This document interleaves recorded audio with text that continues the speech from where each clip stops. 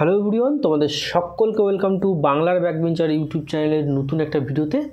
তো আজকের ভিডিওতে আলোচনা করব যে তোমাদের মেরিট লিস্ট কবে আসবে। অলরেডি নোটিশ কিন্তু দিয়ে দিয়েছে বোর্ড থেকে, এবং যারা ওবিসি স্টুডেন্ট আছো তোমাদের জন্য কিন্তু একটু চাপের সম্মুখীন তোমরা হচ্ছ। যারা ওবিসি সার্টিফিকেট বা ওবিসি ফর্ম ফিল আপের সময় তোমরা ওবিসি উল্লেখ করেছিলে, তাদের একটু সমস্যা হচ্ছে, তো সেটা নিয়ে আলোচনা করব। তো প্রথমে বলি যে merit list will be released 7th August 2025, মানে 7 তারিখে, আগস্ট মাসের 7 তারিখে হচ্ছে মেরিট লিস্ট পাবলিশ করা হবে।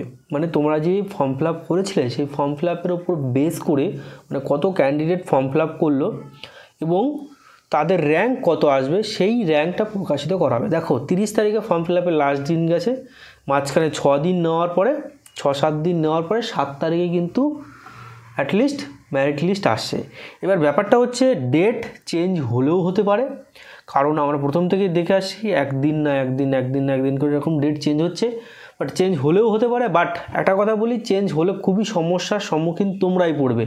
আশা করি, মানে আমি চাই যে ডেট না চেঞ্জ হোক, এই ফিক্সড ডেটেই হোক, কারণ অনেকটা অলরেডি ডিলে হয়ে গেছে। এবার আরেকটা যে সমস্যা, সেই সমস্যাটা মারাত্মক ধরনের সমস্যা ওবিসি স্টুডেন্টদের জন্য। এবার ওবিসি স্টুডেন্টদের দুটো আপডেট দিতে বলেছে। এক নম্বর হচ্ছে যে তারা সেই সাবকাস্টটা আপডেট করতে হবে। দেখো, সাবকাস্ট আপডেট করা সেরকম কোনো ঝামেলা নেই। এবার তোমরা অনেকেই আমার কাছ থেকে পার্সোনাল গাইডেন্স চাইছো যে দাদা সাবকাস্ট কীভাবে আপডেট করব, তুমি করে দাও। আমি অনেকেরই সাবকাস্ট আপডেট করে দিয়েছি। এবার ব্যাপারটা হচ্ছে সবার তো আর করে দেওয়া সম্ভব নয়। এবার তোমরা যারা পার্সোনালি আমার সঙ্গে কন্ট্যাক্ট করতে চাইছো, তারা আমার চ্যানেলে যে জয়েন অপশানটা দেখছো, নামের পাশে যে জয়েন অপশানটা, শুধুমাত্র 89 রুপিস পেমেন্ট করলেই তোমরা কিন্তু মেম্বারশিপ নিয়ে নিতে পারবে। এবার মেম্বারশিপ হয়ে গেলে আমার ফোন নাম্বার তোমাদেরকে দিয়ে দেবো, কন্ট্যাক্ট করে তোমরা A to Z গাইডেন্স পাবে। মানে কীভাবে চয়েস ফিলিং করবে, কীভাবে ফর্ম ফিল আপ তো হয়ে গেছে, কীভাবে কাউন্সেলিং করবে, কোন কলেজগুলো আগে দিলে একটা ভালো র্যাঙ্ক পাবে, কোন কলেজগুলো শেষের দিকে রাখবে, কোন ব্রাঞ্চটা ভালো, A to Z তোমার সঙ্গে ফোনে কথা বলে আমি তোমাকে একটা সাজেশন করব, এবং একটা PDF বানিয়ে তোমাকে কিন্তু পাঠিয়ে দেবো যে এই কলেজগুলো তোমরা সাজাও, এইভাবে কলেজ সাজাও, তোমার কিন্তু নিজের যোগ্যতা অনুযায়ী একটা ভালো কলেজ পাওয়ার সম্ভাবনা থাকবে। এবার ওবিসি ক্যান্ডিডেটদের যে আরেকটা সমস্যা আছে, সেটা হচ্ছে যে এই যে মানে রিভ্যালিডেট মানে যে সমস্যাটা হচ্ছে, সেই রিভ্যালিডেটটা কিন্তু একদম যে 2-3 দিনের মধ্যে হয়ে যাবে এরকম কোনো ব্যাপার না। টোটালি ডিপেন্ড করছে BDO সাহেবের বা SDO সাহেবের উপরে। প্রথমে ফর্ম ফিল আপ করতে হবে অনলাইনে। এবার তোমাদেরকে বলবো যে তোমরা অনলাইনে ফর্ম ফিল আপ করার আগে একবার BDO অফিস বা SDO অফিসে গিয়ে ঘুরে আসো।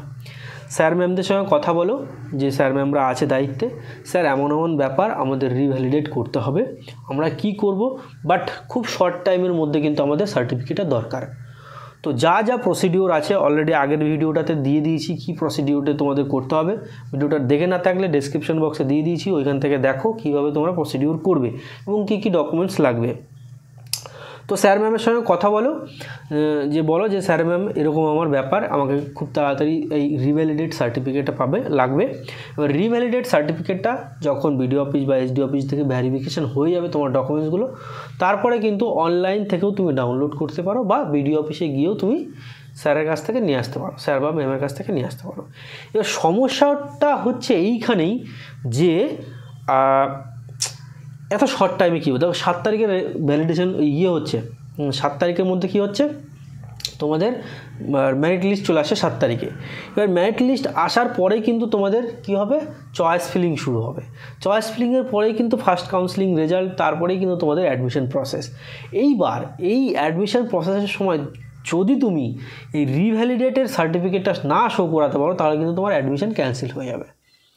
এটা শুধুমাত্র ওবিসি ক্যান্ডিডেটদের জন্য। এইবার ব্যাপারটা হচ্ছে যে রিভ্যালিডেট, এইটা কিন্তু তোমরা এই সামনে সোমবার, মানে যত তাড়াতাড়ি সম্ভব করে নেওয়ার চেষ্টা করো। কারা করবে? যাদের 2024-এর আগস্ট মাসের 15 তারিখের আগে ইস্যু ডেট, তাদের শুধু করতে হবে, ঠিক আছে? যারা 1 বছর আগে ইস্যু ডেট আছে তাদের শুধু এই রিভ্যালিডেটটা করতে হবে। তো কোনো ভয় পাওয়ার কিছু নেই, কোনো চাপ নেওয়ার কিছু নেই, আরামসে থাকো, মানে যেগুলো বলছি সেগুলো শোনো, সব কিছু ঠিকঠাক হবে। চয়েস ফিলিং কীভাবে করবে সব ধরনের ভিডিও আসছে। তো ভিডিওটা এখানে শেষ করছি। ভালো থেকো, সুস্থ থেকো এবং নিজের ফ্যামিলিকে নিয়ে হ্যাপি থেকো। Thank you.